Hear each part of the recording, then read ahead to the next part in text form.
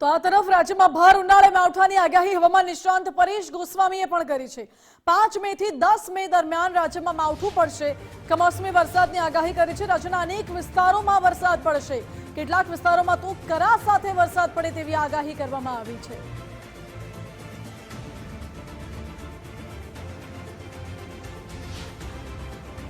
એ સાથે મધ્ય ગુજરાતના અમદાવાદ, ગાંધીનગર, અરવલ્લી અને દાહોદ, ગોધરા અને મહીસાગર જેવા વિસ્તારો છે કે એમાં પણ 5 મે 2025 થી લઈ અને 10 મે 2025 વચ્ચે તીવ્ર માવઠું થાય તેવી શક્યતાઓ છે। ખાસ કરીને દક્ષિણ ગુજરાતના વિસ્તારો એવા છે કે ત્યાં માવઠાની તીવ્રતા ઓછી રહેશે। ત્યાં છૂટાછવાયા હળવા મધ્યમ સામાન્ય ઝાપટા કોઈ દિવસમાં પડે તેવી શક્યતાઓ છે। આ માવઠું છે એ ઉત્તર ગુજરાત, પૂર્વ કચ્છના ભાગો અને સૌરાષ્ટ્ર માટે તીવ્ર માવઠું હશે। આમાં અમુક સમયે ગાજવીજ અને પવન સાથે માવઠાના વરસાદ પડે તેવી પણ શક્યતાઓ છે અને અમુક વિસ્તારમાં કરા સાથે વરસાદ પડશે। આજ મુદ્દે રાજ્યમાં ક્યાં કેવો વરસાદ પડશે તે મુદ્દે વધુ જાણકારી આપી રહ્યા છે મારા સહયોગી પ્રતિપાલસિંહ ન્યૂઝરૂમથી જોડાઈ ગયા છે। પ્રતિપાલસિંહ, જણાવશો કે રાજ્યના કયા વિસ્તારોમાં કેવો વરસાદ પડશે? जी ચોક્કસ માનસી, દર વર્ષે આ સ્થિતિનું નિર્માણ થતું હોય છે અને જોવા મળતું હોય છે કે જ્યારથી મે મહિનાની શરૂઆત થતો હોય અને અડધો જૂન પતતો હોય છે ત્યાં સુધી પ્રી મોન્સૂન એક્ટિવિટીના ભાગરૂપે જે માવઠું હોય છે તે પડતો હોય છે। આ વખતે પણ હવામાન વિભાગ દ્વારા તેમજ અલગ અલગ હવામાન નિષ્ણાંત દ્વારા, તેમાં પરેશ ગોસ્વામી હોય કે અંબાલાલ પટેલ હોય, તેઓના દ્વારા પણ આગાહી વ્યક્ત કરવામાં આવી હતી। અને ગઈકાલે રાત્રે પણ આપણે જે રીતે વિંડીના માધ્યમથી સમજાવ્યું હતું કે આવનારા દિવસોમાં જે રીતે આપણે 4 વિન્ડો જોશું, જેમાં અલગ અલગ જે જિલ્લા છે, તેમજ તાલુકા છે, તેમજ જે શહેરો છે ત્યાં જે આગાહી વ્યક્ત કરવામાં આવી છે અને તે રીતે માવઠું પડવાનું છે અને તેની જે અસર છે તે આજે સવારથી જ વર્તાવા મંડાઈ છે। જેમાં સૌરાષ્ટ્ર હોય કે દક્ષિણ ગુજરાત હોય કે કચ્છનો જે વિસ્તાર છે કે મધ્ય ગુજરાતનો જે વિસ્તાર છે, અમદાવાદની પણ વાત કરવામાં આવે તો કેટલાક વિસ્તારોમાં જે વરસાદ છે તે નોંધાયો હતો અને જે દક્ષિણ પૂર્વમાં સાયક્લોનિક સર્ક્યુલેશનના કારણે તેમજ ટ્રફ થવાના કારણે પણ આ માવઠાની સ્થિતિનું નિર્માણ થયું છે।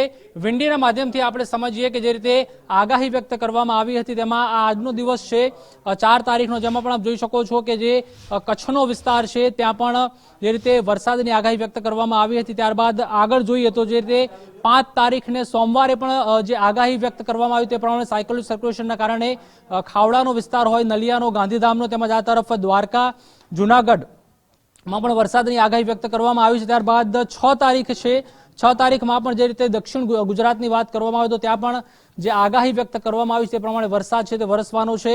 ઉત્તર ગુજરાતમાં જે બનાસકાંઠા હોય કે સાબરકાંઠા હોય, મહેસાણામાં પણ જે રીતે આગાહી પ્રમાણે માવઠું પડવાનું છે તે રીતે અત્યારે જોઈ શકાય છે કે 7 તારીખને બુધવાર છે ત્યારે પણ જે રીતે માવઠાની આગાહી વ્યક્ત કરવામાં આવી છે તે પ્રમાણે જ દક્ષિણ ગુજરાતનો ભાગ હોય, મધ્ય ગુજરાતમાં કે ઉત્તર ગુજરાત અને આ તરફ સૌરાષ્ટ્ર અને કચ્છમાં પણ માવઠાની આગાહી વ્યક્ત કરવામાં આવી છે। તેના કારણે સૌથી મોટું જે નુકસાન છે તે ખાસ કરીને જગતના તાત એવા ખેડૂતોને થતું હોય છે અને આ વખતે પણ જે આગાહી વ્યક્ત કરવામાં આવી છે તે પ્રમાણે બરફના કરાની પણ જે રીતે આપણે ગઈકાલે વાત કરી હતી તે પ્રમાણે બરફના કરા છે તે પણ ઉત્તર ગુજરાતમાં પડ્યા હતા અને આવનારો જે સમય છે 5 થી 6 દિવસનો, તેમાં પણ માનસી આપણે જોઈ શકીએ છીએ કે માવઠું છે તે પડવાનું છે અને બરફના કરા પણ પડવાના છે। હવે જોવાનું રહેશે કે ખાસ કરીને જે બારદાનમાં પણ માલ સામાન છે તે ખેડૂતો દ્વારા તેમજ વેપારીઓ દ્વારા રાખવામાં આવ્યું છે। આમાં પહેલા પણ જણાવવામાં આવ્યું હતું અને જે વેપારી એપીએમસીના જે ચેરમેન હતા તેઓએ પણ જણાવ્યું હતું કે બારદાનમાં વ્યવસ્થિત રીતે રાખવામાં આવે જણસ જેથી પલળી ન જાય, પરંતુ આજે સવારે પણ આપણે જે અલગ અલગ 4 વિન્ડોમાં દ્રશ્યો જોયા હતા કે જે ખેડૂતો છે કે વેપારીઓ જે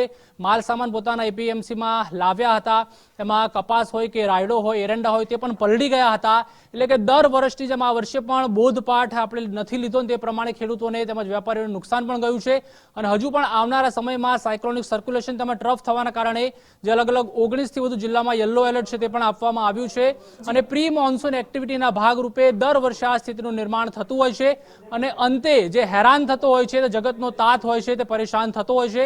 હવે જોવાનું રહેશે કે આવનારી સ્થિતિમાં, આવનારા સમયમાં તંત્ર આમાંથી શું બોધપાઠ લે છે। જી માનસી। જી પ્રતિપાલસિંહ, આભાર આપનો। એટલે માવઠાની આગાહી કરવામાં આવી છે। લગભગ કેટલાક વિસ્તારોમાં ઓરેન્જ એલર્ટ તો કેટલાક વિસ્તારોમાં યલો એલર્ટ પણ આપવામાં આવ્યું છે।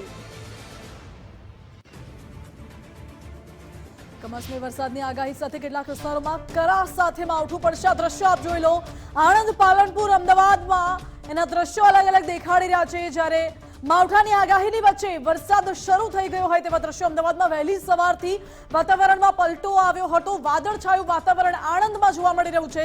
પાલનપુરમાં રસ્તા ઉપર પાણી ભરાઈ ગયા હોય તેવા દ્રશ્યો અને ધાનેરામાં તો ગઈકાલ મોડી રાત્રિથી જ વાતાવરણમાં પલટો આવ્યો હતો અને કરા સાથે વરસાદ પડ્યો હોય તેવા દ્રશ્યો અહીં સામે આવી રહ્યા છે. એક તરફ માવઠાની આગાહી અને બીજી તરફ વરસાદનું આગમન. જો કે ખેડૂતોની ચિંતા વધી છે, પરંતુ લોકોએ ગરમીથી હાશકારો મેળવ્યો છે.